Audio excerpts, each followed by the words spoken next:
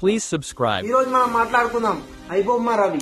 Twitter on చేసిన, Facebook on చేసిన, WhatsApp on చేసిన, ఈ రోజు ఇన్స్టాగ్రామ్ ఆన్ చేసిన ఒకటే ఒక పేరు వస్తుంది, ఐబొమ్మ రవి, ఐబొమ్మ రవి.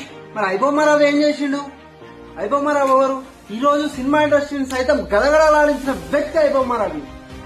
పోలీసులకు సైతం తన హ్యాకింగ్ స్కిల్స్ తో సవాల్ విసిన వ్యక్తి ఐబొమ్మ రవి.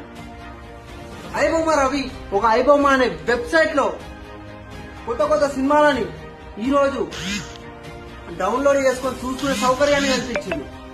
కానీ మనం గుర్తుపెట్టుకోవాల్సిన విషయం ఏంటంటే, ఆ డౌన్లోడ్ చేసే ప్రక్రియలో ఈ రోజు మన డాటాని మొత్తం ఐబొమ్మ రవి సేకరించి పెట్టుకుండు.